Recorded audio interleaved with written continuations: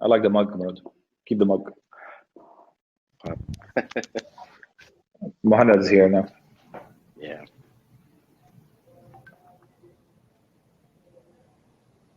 Hello. Hi, Mohannad. Hi. Hi, everybody. Hi, Alf. Hi, Morad. Hi, everyone. Morning, everyone. Hello from Singapore. Thank you very much for joining me today.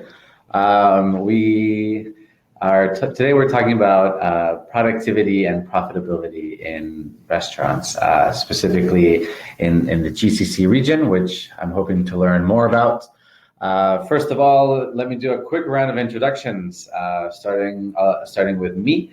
My name is Alf. I am the CEO of Foodrazer. Foodrazer is a startup, Singapore-based startup, helping restaurants worldwide with their invoice management. We digitize invoices, provide detailed analytics on food costs, and also allow for the centralization of the ordering system.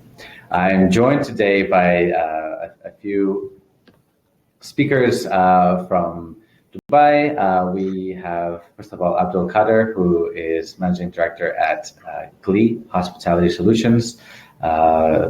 Glee is one of our partners, is one of Foodrazer's partners in the GCC, helping to improve and digitize restaurants. We also have Mohannad, who is also with Glee as their operations manager. And we also have Morad, restaurant and partnerships manager at 86, one of the newest players in the restaurant tech scene. But I will let maybe Morad or Abdul speak about that first in their own words. So welcome, gentlemen. Maybe in that order of introductions, I can get a few words from each of you. Thank you, Alf. I'll jump in if you want. So yes, my name is Abdul. I'm the Managing Director of Glee Hospitality and founder also of 86. Glee Hospitality specializes in the F&B sector, focus on consultancy and management. We specialize in developing new F&B concepts, bringing franchises, implementation, as well as post-opening operation. And that's where Mohannad comes in. I'll let him speak about his job if you want, or his tasks. 86, as you said, is a new venture set up a year ago, purely for the F&B sector, to do with procurement. We're trying to facilitate the procurement by introducing technology into it. Again, I'll let Morad elaborate on this one. So I think over to Mohannad first, and then to Morad. Hi, my name is Mohannad. I'm the operations manager at Glee Hospitality. In the operations department at Glee Hospitality, our main responsibility, I would say, is run the day-to-day operations of restaurants and cafes on behalf of clients, set high standards of service and quality, and try every day to achieve that. At the same time, run a profitable operations where we, obviously, goal at the end of every period is to see that smile on clients' faces to make sure that the operations actually make money. Previously, I worked in South Africa, so I've worked in Africa, I've worked in the Middle East, in almost every establishment in terms of like a type of business, from 5-star hotels to fine dining, casual dining, QSR. So I regard myself as the son of the industry. Yeah, and maybe the son or the sun? Both. Yeah, and maybe I can also say that I'm a little bit traditional and classic in the way that I run operation and I manage, because I started early. It's been almost 15 years or more than 15 years. But still, seeing what's happening today in the industry and the changes, it's actually very exciting to see these problems and how they're being solved, which makes our life easier. Excellent, thank you. And last but not least, Morad, can I get a few words from you? Sure thing. So hello everyone. This is Morad. I'm the Restaurant and Partnership Manager with 86, which is as briefly what Aboudi have mentioned. We are establishing the biggest common B2B platform in the procurement field of F&B. 86 is mainly being made to facilitate the relationship of merchants, operators, and their vendors through a one close cycle of sales being digitalized and being more organized, if we may say as well. So that's mainly what 86 does, and more a bit about myself. I'm coming from a background of sales within e-commerce as well. So hopefully putting this together with that product that we have at the meantime is going to be pretty much impressive to the market and brings real solid solutions for the operations of both parties, whether the merchants or the vendors.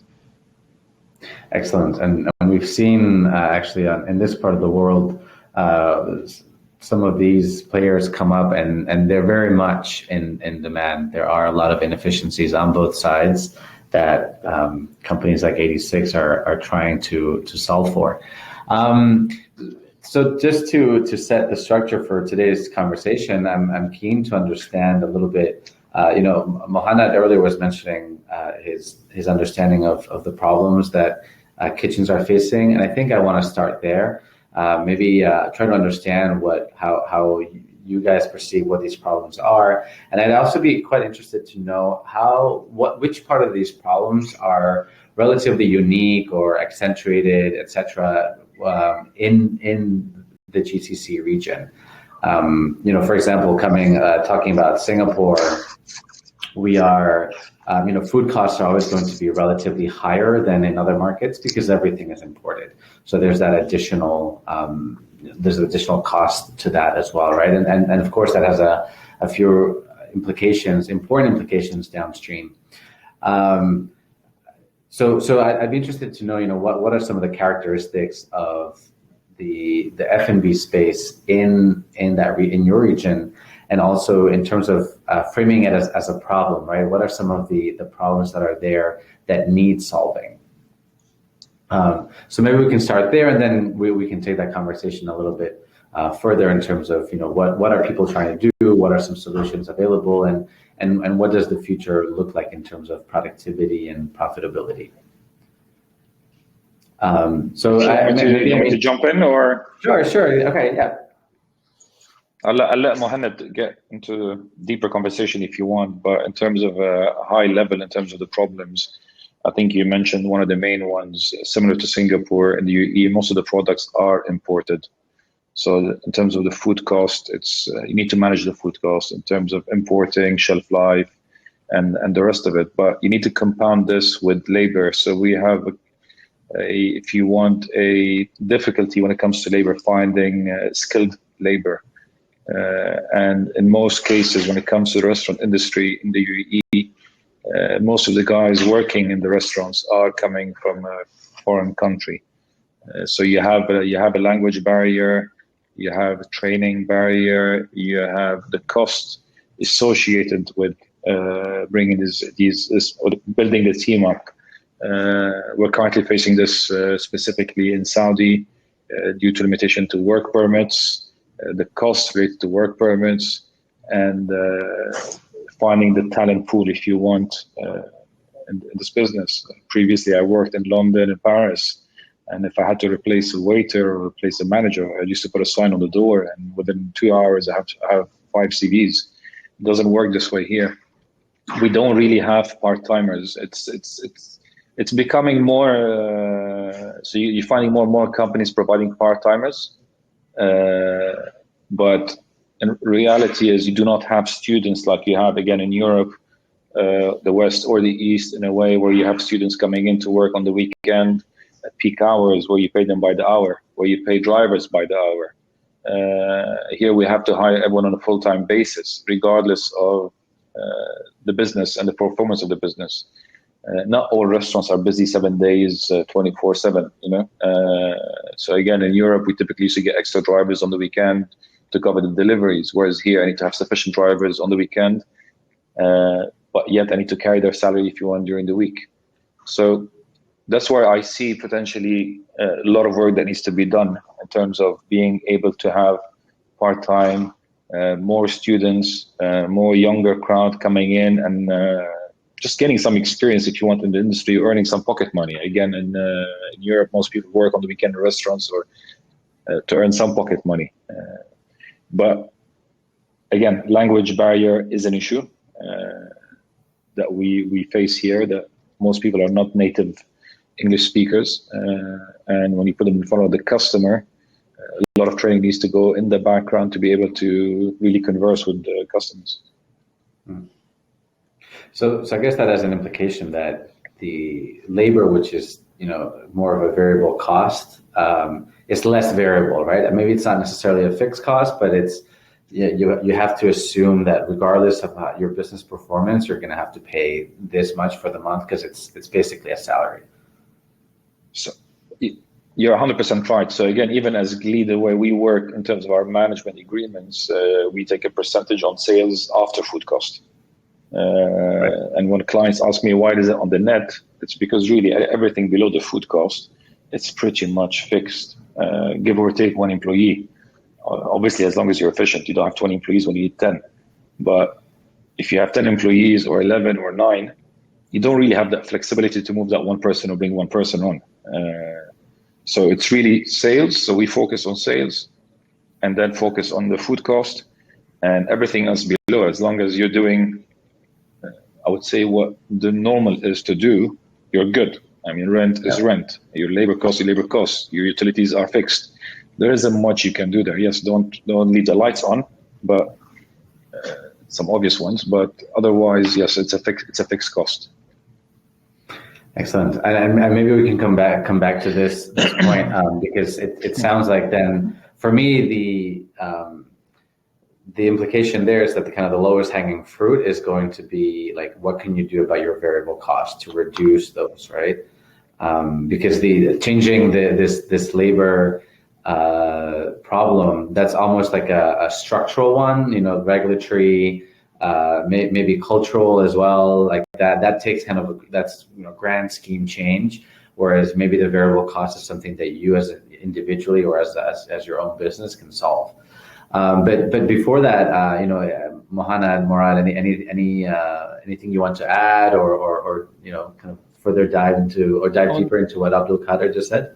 On Abdul's comment, yes, I think this example of where you are, what region you are, the country that you are in, if I want to maybe have it into internal problems and maybe problems from outside. The internal ones are what I faced previously in different regions were to do with theft, for example, right? It's to do with like certain cultures and how to change habits, how to train them. That was the challenges, which I thought then it's the biggest challenges. You come to the UAE, Dubai, which I think is a market that's similar maybe to the American market, where you have a lot of people coming from outside, multinationals coming, working in a place.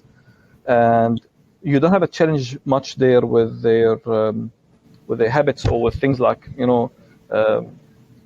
stealing and issues like this. But you have this issue of high turnovers because people are not of the place. So you have them all the time going, moving for different reasons.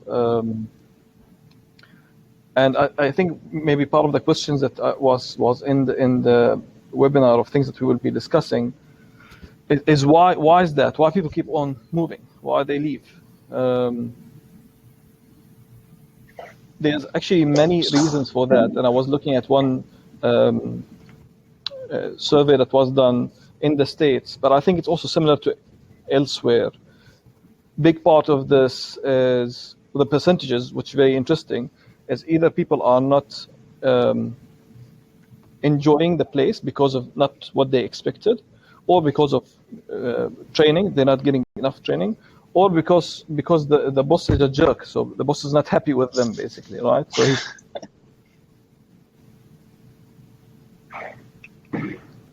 Did we lose Mohannad? I think we just lost Mohannad. I'll just jump in. Oh, there you go. Yeah, is why the bosses are actually. I mean, one thing I have to. Sorry, just mention one thing here. Alf, just so that you're aware, I mean, in the UAE, in Saudi, if you want, in the region, every employee that you hire, you need to get their work permit, and the work permits are quite expensive.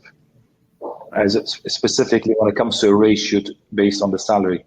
So today, when I hire someone and he's getting paid $1,000 a month, and his visa or his work permit is costing me $2,000 a month, costing me $2,000 a year, and you hire him, and he leaves you after 3 months, that visa cost is sunk. Yeah. And high turnover in staff in this industry is worldwide. It's not specific to here. Actually, probably in the UAE and our region, it's a bit harder because people cannot just leave their job and stay in the country without a work permit. So, yeah. Yes. So yeah, and I think that's what really puts pressure on people, and that's why you have high turnovers. I mean, seeing a big percentage of those who've been asked why you're leaving and giving these reasons. I think later on, maybe in the discussion, we're going to go into how we can solve this, because I think there's definitely tools to reduce pressure if you manage your units in the right way. Where it's going to change your mood as a boss and make you run the place better and make you make more money and less turnover. Excellent. Morad, let's hear from you, and then I think Mohannad, I like the idea of discussing what tools can to reduce that turnover. We can go straight into that, but first, Morad, please. Well, honestly speaking, wish we can have more take to do with operations, but from 86 perspective, what mainly we see ourselves might be facilitating in that is more of the food cost than the labor as well. On labor side or on employees side, we might be saving a bit of their time when we facilitate the smoother transaction in between them and their vendors. So we're thinking of by adapting our solution, definitely they will have a bit more time to do what they are supposed to be doing, concerned about more important things in operations than what they might be losing time on right now in preparing lists for suppliers, as an example, if you say. But apart from these 2 points, whether we impact on the food cost itself or on the time being saved for the employees, we doesn't have much to be involved in operation more than. Well, let me give you another example, though, Mark, because I think there's one other one that you haven't mentioned, which is the training cost, right? So besides reducing the operations time and creating these lists and so on, there's also, I mean, if the product is good, right, the training required will be actually a lot less. It's a lot easier for new employees to get the gist of how to work that tool. So in terms of the cost to the employer in that regard, it's a lot less. If, of course, under the assumption that your product is intuitive, the user experience is good, and so on. Sure. So it's about the experience and a user-friendly, if you want, tools to give to the employees. At the end, I believe the people working in the restaurant, you wanted to focus on the service and preparing good food. And I think that's where the technology comes in, is to sort of minimize the time spent on more administrative tasks in the back and minimizing mistakes. So one is reducing, if we look at Foodrazer and if we look at 86, Foodrazer will minimize data entry, will minimize mistakes. 86 will minimize the time the chef is spending to place orders. So all these are to the benefit of the employee and to the business, of course. Instead of spending hours doing punching in data entry and then finding 10%, 20% of mistakes, you're shortening the time and you're minimizing the mistakes. Absolutely, and I'm curious to see. I mean, what Mohannad had in terms of ideas of other ways in which digital tools can help reduce that turnover. Still talking about staff for now, and I hear you, Morad. Let's talk about food in just a bit. But yeah, talking about staff for now, Mohannad, what tools do you think can help reduce that turnover or keep employees in longer or make the employers, those difficult employers, a little bit more open?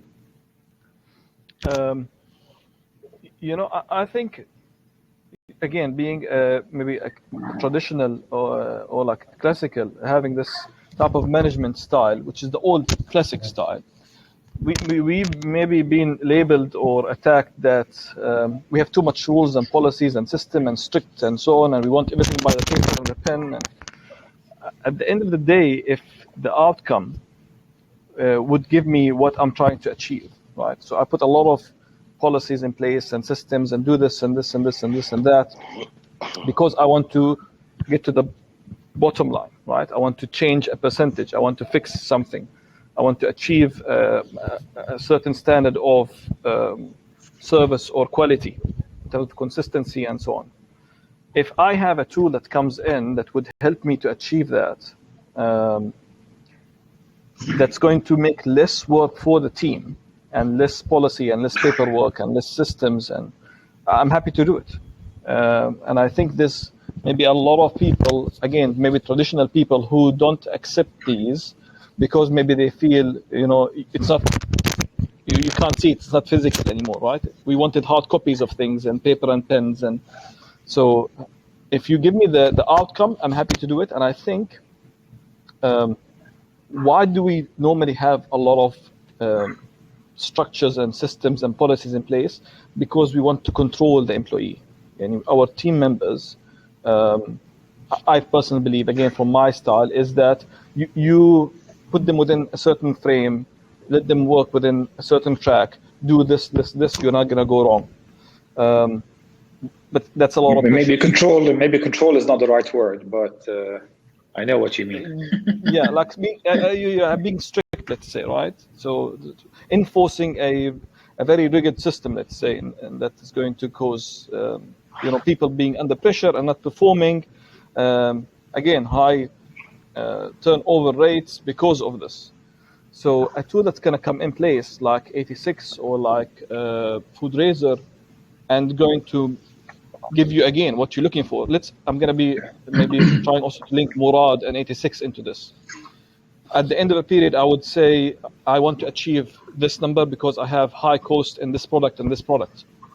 I'm going to go and sit with the team and I'm going to build them and put a lot of pressure in making sure this is being checked, the price is being checked, get more quotations, reduce this. Now, I'm putting a lot of pressure on them, and they might be maybe a floor manager or a restaurant manager or a chef who has other responsibility to do. But because you're doing a lot of things at the same time, so you kind of like delegate tasks, and they get this load on them. If they have a tool like 86, where things are easily noted, at a certain time the chef can review this, and he can compare and can, get you what you want, which is lower cost at the same quality, then it's much easier and it's great. Same thing for Foodrazer. A lot of mistakes in admin work, a lot of mistakes in missing invoices and wrong calculation, so on and so forth, which adds up to the administrative work as well, time consuming. If you get them something that they can use and make sure that the numbers at the end of a period is correct in terms of like total purchases, quantities, and values, where you can make your decisions based on this, because your financial decision making at the end is based on this information. That's why you get angry, frustrated, and you put pressure on them. If they give you this and it's accurate when you put your numbers right, and you see again the bottom line is right and good, then you making life easy for everybody and you're getting what you want. So in a way, you're talking about shifting, and I think I like this word, pressure, right? You're shifting the pressure away from the employees in terms of your, as a manager, your expectations that you have on the employees onto the service providers, right? The 86s, the Foodrazers out there, because they kind of have only one job to do in a sense. What you're saying now is that the staff have many different jobs to do, and they have to do everything really, really well. Whereas, I would say Foodrazer or 86, they are a bit very concentrated in what they do. And part of the value proposition is the high level of quality, the high level of service that they're providing for that thing that they provide. Exactly. Right? Yeah. No, I like that. I mean, let me open that up to any comments from the other speakers. Look, again, when we're talking about operation and you're talking about restaurant managers, floor managers, their main job is to greet the guest and to make sure the experience is up to par. And I think that's where these tools come in, is to minimize the extra load or work that typically they need to do once the restaurant is closed or in between services. So if you take away from them this extra hour or two a day, where they need to spend it behind the PC, and trust me, most of them do not like to be behind the PC, because these guys are in the F&B industry. They want to be speaking to customers. They'd like to more interact. By taking away from them, you're freeing up their time. And like Mohannad said, you're minimizing certain mistakes and you're making your business a lot more efficient. And I think that's where all these new tools come in. Exactly. This is what we were saying. Sorry, go ahead. On this point, so we have the floor manager and the manager and the chef, right? They have their own thing and they need to do their own work, and you load them. At the same time, these tasks are kind of like not only for them. So for in the structure of restaurants, you would have the manager and then an area manager and an operations manager, right? So these tasks are kind of like work between all these three layers, between the restaurant manager, area manager, and the chef and the operations manager. What Abudi said, now you're going to give them more time to do their work, what's expected of them. At the same time, for you, this is also expected of you, but your time can be used elsewhere. And we do less sales plans, less marketing when these tools are not used. Our time should be focused on other things that really can make the business and grow the business gets wasted on this administrative task and this pressure and trying to reduce costs and so on. And one of my questions here is about the penetration. Okay, so we're saying that these tools can help, right? We know this. I mean, we believe this because we're all involved in these in one way or another. What's the current penetration of digital tools in the restaurant sector? For example, in the Foodrazer experience, normally when we're talking to prospective customers, say in the US, I would say that the level of awareness of digital tools that can help restaurants is much higher than in this part of the world, where our biggest competitor tends to be the Excel sheet. And so what's it like in the UAE? And just, I think maybe Mohannad, just be a little bit careful of your mic. You're actually rustling quite a little bit. Sorry. But yeah, so in terms of penetration of these tools, what's the landscape like in the GCC? Look, I mean, if we're looking in terms of the penetration, in terms of technology and new applications, especially specifically Dubai, over the last couple of years, we've seen a lot of new tools coming out of the region, if you want. And it's supported by the government, even by the young generation. Again, let's not forget, the young generation is quite young here. Again, if we look at Saudi, population 28 million, 60-70% is below the age of 30. And their mentality or the way they've been brought up is the acceptance is very high. They want to use these tools. They want to be part of this sort of transformation, digital transformation. Yeah, And what are the challenges? I guess, I mean, we have Mohannad's archetypical, like, traditional boss, but, what challenges do you see in the adoption of these tools so far? Why now? Like, why is it happening now? Why is it not happening faster? Why is it not happening slower? Why it's not happening faster? Look, again, if I look at the UAE and Saudi, at least, I think it is happening quite fast. But any change, any new system you can introduce to the company is going to take some time to be accepted or implemented, especially if you're talking about any integration. I think the simpler the product that doesn't require massive integration into ERP systems or back-end systems of companies is going to be a lot easier to use and to implement. We need to think about, if we look at Deliveroo and how easy it is to use their application to order, how friendly it is, that's what it needs to be. Again, we need to remember who's using these tools and whom you're talking to without any disrespect. So we need to keep it simple. This is going to be used by someone who's working 12, 14 hours, 16 hours, long hours. So keep it simple, keep it friendly, and let the user see the benefit. Right.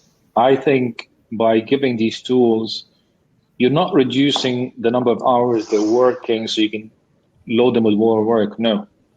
I honestly think by giving them these tools is by really reducing the number of hours they need to be in the workspace and becoming more efficient.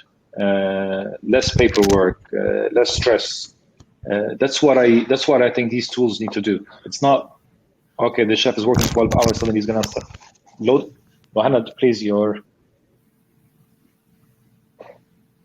so it's about really freeing up some of their time, if you want, be it to spend less time at the workspace or to be less stressed. Yeah, and that's an interesting statement to make, because we're saying one of the things that we need to do is get out of the way faster, right? That's whereas a lot of applications, we want them to use them basically all the time, or TikTok wants everyone to be on TikTok 24/7. Deliveroo, to some degree, right? They want you in there the whole time for lunch, for your groceries, for your dentist, for whatever it is. Whereas what we're trying to do is, as you say, really replace whatever the old process was with time, right? And it's time to be able to do other things, not just transforming the time you're spending on the Excel or the manual work into time wrestling with a new digital tool. And so I guess let's hear about 86 here now. How does 86 help to free up that time on both sides? See, as just Abudi was saying, but I'll even go back to a one point regarding the acceptance of the market to such platforms and so on, is purely, as he mentioned, depending on two things: how friendly the user journey is, and that depends on who you're targeting, the user or the traffic that will be using this application. So you need to speak out their mind and be on the same level of what do they need, and be straight to the point. So they don't really need, especially I'll give the example of 86. They don't really need to keep scrolling and scrolling, as an example, as a user who's looking for a food. So it's a total different technique or strategy. When I'm a user who's going to one of the platforms to order my food, I don't mind scrolling to get something that match my appetite. But for a chef to order, he just want to compare and see, is he getting the quality that he requires? Is he getting the items that he requires, and as fast as possible as it could be? And this is one of the things that we've been concerned about, and build 86 up to match this. So it gives them the flexibility, and it gives them the visibility, but as fast and is as straight to the point as it is. And here comes the other point, which again is the acceptance. The acceptance, from my experience with the market, even from before 86 and being working with one of the leading platforms previously, yet the acceptance is totally depending on the diversity that we have here in the market. So you do have operators that you don't really yet understand the concept and how this is purely impacting their business, and you have those operators that they are fully aware and fully in for such concepts, and they see the world trend, if we can say it, going towards digitalizing everything from the whether it's the B2C orders we're talking about, or even as our concept, a marketplace of a B2B purely. They do understand the full change in general, and as soon as they start hearing the benefits that they can get out of 86, saving the time, whether from the merchant perspective or even the supplier perspective, and bringing process and systematic way of ordering their bulk orders, they jump in a second. You know what I mean? They really understand that this is what they need. This is what they require for the business to grow even faster. If I can jump in, Morad, Alf, we have to, again, if you look at Dubai and Saudi, they're quite different. Saudi, you're speaking to a population, again, 28 million, 95% Saudis. UAE, population of 10 million, 90%, let's call them foreigners. And these 9 million come from all around the world. So, and I think that's also tricky because you're speaking to different backgrounds or different people coming from all over the world. You have people from South Africa, you've got people from Europe, you've got people from the Far East. Not everyone has the same mindset. Not everyone has the same train of thought, if you want. In terms of implementation, one important thing you said, and Morad mentioned as well, is that today when we are speaking to suppliers, and I've been to a couple of meetings with the big guys, they understand they need to digitalize. They need to change. So the conversations are actually going very smooth because they know if they don't act now, they're going to fall behind. Their margins are quite thin. So how can they become more efficient in terms of their food costs, if you want, or their stock management? How can they get a bigger share of the market? How they can reach higher numbers? When it comes to maybe smaller outlets, and the market is challenging. Let's not forget we're just coming out of COVID and we are still in COVID. So a lot of restaurants have been hurt. A lot of restaurants have shut in the F&B sector. And coming today to, I would say, medium to small outlet, and you ask him to pay the additional, whatever it is, $50, $100 a month, he needs to understand why he's paying it, although the amount is very small. So we need to be able to explain to him the benefit and the cost saving at the end. And you anticipated one of my questions, which is for suppliers. So the value proposition for suppliers, you're saying that it's bigger exposure to a greater number of customers, and then also kind of some operational efficiencies that they can have on the back end, right? In terms of receiving orders, I'm assuming. What are the challenges, right? So you're saying, like, Abdul, you're saying that that they're very receptive to it. What are some of the things that they are concerned about? So, I mean, the main concern is integration, because we're looking to integrate with their ERP system. So, and this is when it comes to the larger suppliers. The other concern is fees.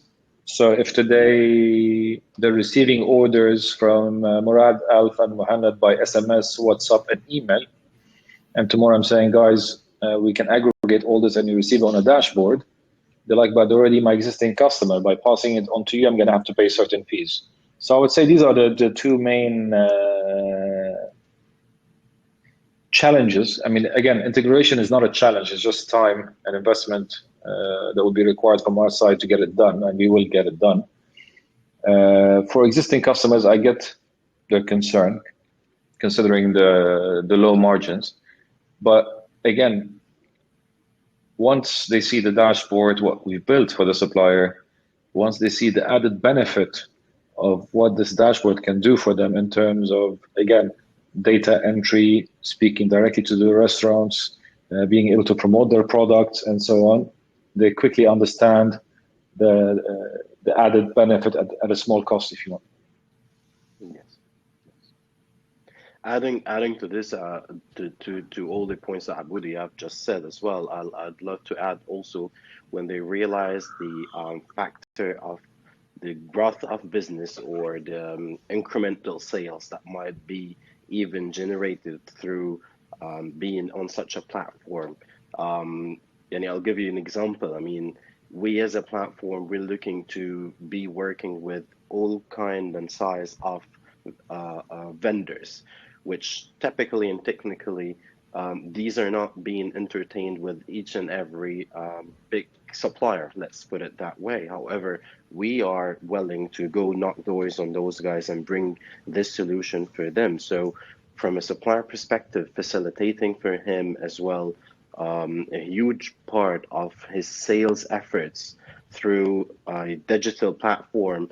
In a way, I'm nowadays positioning myself as being the supplier digital catalog. So he doesn't really need to spend that much effort more on sales and on targeting specific areas, let's say, or specific size of merchants as well, because I'll be doing that part on his behalf, if you know what I mean. So this is also a very huge added value, worth a lot of money. Yeah, I mean, at the very least, I mean, you can be a lot more focused on your marketing budget as a supplier, right? And that can be quite powerful. The other point that Abdul mentioned was, of course, the coronavirus, the pandemic. What have been, I guess, just very quickly, what have been some of the changes that the pandemic has brought onto the region? For example, in Singapore, we have seen, of course, labor has, there's been a labor shortage. Similarly, I mean, a lot of workers in this sector are come from abroad. A lot of them were able to just drive over from Malaysia. Now, that was not an option, is not an option. And so, what we've also seen, or what we're starting to see, is changes in who is being hired, right? So, fewer waiters and more people who are managing. Ideally, a lot of us are obsessed with this idea of how data can help. So, we're starting to see people who are working more with the digital, like the different revenue streams, such as e-commerce, the social media components where, business is happening and engagement is happening. What have we seen in the GCC? What have we seen in Dubai? Look, I mean, there's quite a few things I think that COVID has done or changed. I think the eating habits have changed to a certain extent, or at least for now. What I mean by that is a lot of people for a long period were on half salaries or no salaries. People lost their jobs. So whereas in the UAE in the past, the average person was eating out about 3 to 5 times a week. I haven't seen the latest report, but I would assume that's gone down to probably 1 to 2 twice a week. I can't see it more. On the super high end, so where the average spend is 100 euros, 150 euros and up in terms of restaurants, these are not impacted because the consumer base wasn't really impacted directly by the COVID financially. So these guys, if we look at the restaurants in the UAE and in Saudi on the high end, they're packed. You can't find a seat for 2-3 weeks. In terms of salaries, again, I think a bit similar to Singapore, during the lockdown, a lot of people went back home. So we do have a shortage of labor force. And now with the expo coming up, that you're taking part in now, there's over 200 restaurants opening up. 200 times what? 20 20 per outlet, if not more. You can imagine the number of people required just for the expo. So there is a shortage. Eating habits have also changed due to delivery, where Morad used to work before. I call them the enemy. And so a lot of people's habits have shifted towards delivery. And when you build a restaurant, which is 150 square meters plus, you're not building it for delivery. You're building it for dine-in. If you're my customer, you walk into my restaurant, I'm the restaurant manager, I'll make sure you have a starter, a main course, a dessert, and a drink. So your average ticket is high. Delivery, most probably you're going to order one item. Most cases, you don't order drinks, rarely order a dessert. Your average spend is about 50 dirhams or $15, of which I need to pay the aggregator 20 to 30%. I cannot pay back my $1 million investment on 1,000 covers a day of $15. It's just not. It's not worth the time, in my opinion. So I think what we're seeing as well the rise of the dark kitchens, and I think if a concept is built for delivery from the onset, great. There's a market for it, and yes, it can grow. But I think what happened is to a lot of the restaurants and the speech that we used to get, this is aggregated sales.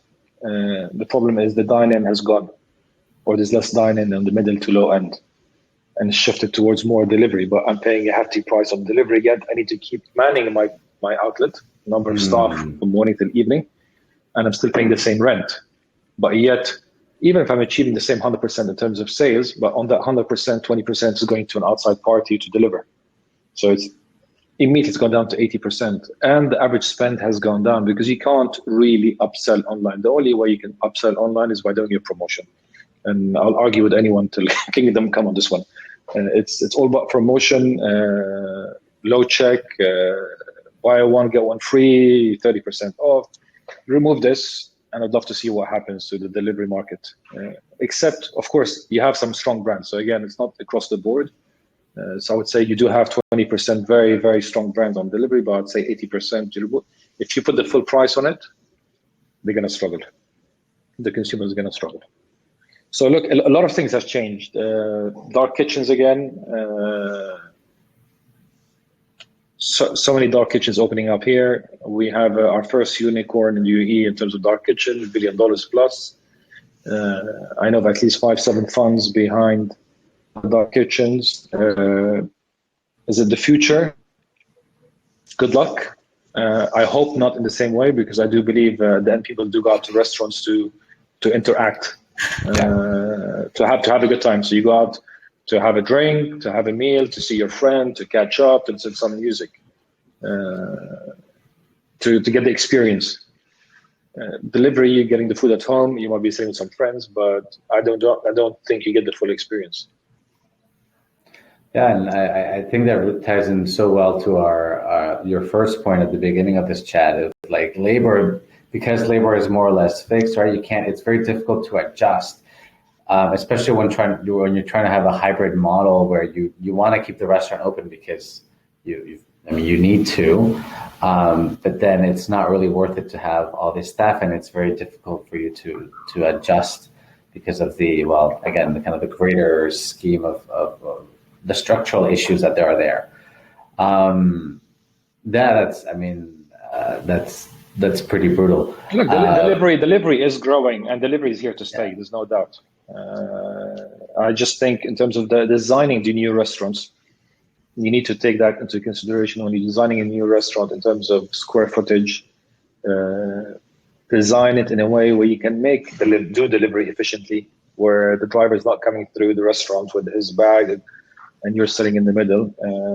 So in terms of using tech, so when you have orders coming in from these aggregators, it integrates straight away with your POS system, so you don't miss any delivery orders. So we have to work with it. Delivery is here to stay, but now I think in the new restaurant models, you need to incorporate it specifically when it comes to technology. Until about 2 years ago, you walk into any of our restaurants, you have 10 screens behind the counter because one is for this aggregator, one is for this aggregator. Now there's a solution, they're all onto one screen. and go straight into your POS system. So these are the things I think in terms of technology that's here now and making things more efficient and making us want to work with the delivery. Awesome. Thank you for that. I don't know if Mohannad or Morad, you guys want to add any points to that or anything? On the delivery part, I think this point of you starting it up as a delivery operation is definitely the way to go. When you try to have this hybrid, you have something that's existing and you want to add to it, things can get very difficult. And in most cases, it is the case because a lot of owners, they have their own one unit, and this happens all the time. And most of the restaurants are like this. It's one owner with one restaurant. Giving them now the pressure of the delivery, speaking about time again, you have more time to manage orders, you have more time to increase numbers of orders, because at the end of the day, delivery operation is all about this. How can you manage orders efficiently, and how can you increase the number of orders on a daily basis? When you have time and these technologies can be used to give you more time to do this, then you are on the right track. For owners, I think when we speak about time, what is important, for example, for us, for me, is how can you translate this into money? You know, we speak about time all the time. At the end of the day, where is this money? How is it going to go? Yeah, but I mean, people, I think, Aburi, do not really link it. You know, when you go to them on the table, they don't see that because it's all indirect. So, for example, on turnover, employees turnover, high turnover rates. You think, maybe in most P&L you would have end of service allocated. But what about the recruiting expenses? What about the low productivity that happens during the time? What about training? What about the selection process? There's a lot of things that it's not added there, and it's all money at the end of the day. So how do you solve for that? Because I think you're onto something here. It's like, we can save you time, and then I think sometimes when I'm sitting here, I'm like, well, I can find time, but I think it's actually for me, it's the stories that you're telling just now. I mean, recruiting, like having to find new people, that must be such a pain, right? Yes. Especially, and it's so difficult. You guys have explained it is so difficult, especially now. So I think that's maybe the angle that we should be going for. It's like what that time actually means is it looks like this, right? Rather than actually going for a numerical value of hours saved. Yeah, and I think that's how you need to bring it to the attention of the owners or the operators.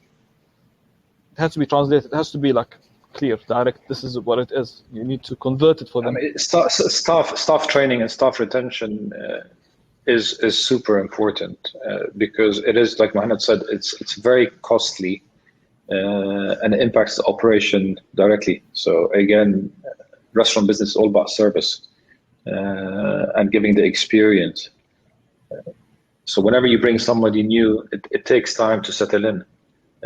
Again, we are not in Europe and the US where you have, if you want, large numbers of available labor force. It's imported. Let's be honest. It's all imported labor from all around the world. These guys will take the time to settle down. It's a new country. They're away from their families. Our industry is a low-paid industry. It's not easy. We need to understand also the psychology of these people and to see how to work with them, to help them, to train them, to improve them, and how to keep them motivated. To be honest, I wouldn't say I'm an expert on it, but I think whoever can find a way of continuously... Am I? It's how do you continue somebody motivating someone day in, day out. Again, I'll say it's a low paid industry. At the end, most people are willing to earn a living or to send money back home, especially in this industry, specifically in this industry. So you need to understand who you're dealing with and how you can keep them happy, keep them motivated, and rewarding them. Not all owners understand the the small reward makes a big difference. So at the end, you need to explain that to the investors that these small rewards, be it $100 here, $200 there, makes a massive difference to certain people and to their lives. I don't know. I think it's a very, very long topic, and I think it's a very difficult one. Yeah, especially if you're not part of a large group. And we are. I think it is a big topic, and we are at time. So let me wrap it up here. I think it's also kind of nice because we did start kind of on the point of labor. We kind of went through a little bit of the other costs, especially with food costs, and now we're back to the issue of labor, because at the end of the day, it's the same business, and it's all connected. So maybe as just kind of some closing remarks for everybody. Let me hear your vision, right? So the vision for the future of the restaurant industry in the region, in terms of either what you expect to see or what you wish to see. Hopefully those two are the same, but they may be a little bit different because of some challenges and differences that you can foresee. I don't know if maybe we can start with Morad.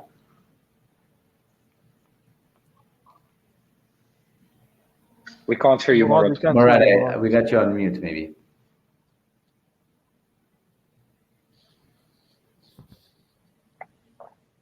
Nope, not yet. No. Give you a chance to reset that, and maybe we'll come back to you. Maybe with Mohannad first. Okay, what would I say? I would say that Morad, you want to start? Are you back? No, go ahead. I think I'm back, but you can go ahead. Okay, so how, at the end of the day, how can we convince investors, or maybe advise them that if wherever you are, you want to open in UAE and GCC, in Africa, elsewhere, I think you need to buy into this new technologies, understand them, ask questions on how they're really going to convert time into money, and how they're going to make your investment and project successful. You need advice, you need insight, open up your mind to it, ask questions, get advice, speak to us. And I think there's a lot of details. As you guys said, it's a long topic. I think maybe we covered maybe less than 5% of it. There's a lot of details, and the more you learn, the more you speak, the more you look at options and solutions, the higher the success rate for your projects. Excellent. From my end, and with the name of 86, what I would like to say is, and linking up to what Aboudi and Mohannad have just said, is to those operators, whether we're talking about the vendors or the merchants, I would love and confidently say that we're coming in strong to give you more time to facilitate your process and to systemize it in a way that will grant you much bigger exposure in one hand, and on the other hand, much easier and smoother process of closing your needed requirements of supplies on weekly basis, on monthly basis, on even on daily basis. One of the things that we're bringing up right now, I mean, that they can even use it on day to day if needed. So and that's not only the thing, with a lot of added value apart from the money, apart from being impactful on costs to both parties, yet we are impactful on many other features and even from the analysis and from the reporting systems that we can provide. Also, I see this as a huge value for them. So what I would like to say is, we're coming in very strong with a full thought of product that will really facilitate your processes. And what I would love to see is more acceptance and being open to such concepts, because I've seen this working out, and I see this going to work out, and this is how the whole entire world is moving forward for. Wonderful. So from my side, I'll keep it a bit shorter than Morad. Look, I'd like to believe that people will start going out again to restaurants once they feel more comfortable about COVID. Again, I'll repeat, restaurants about experience. You go out for the entire experience: the food, the service, the location, the design, the branding, the full package. So I do believe people will come back. Delivery is here to stay. And I think we need to see how we utilize all these technologies coming up and being brought forward to make our business more efficient.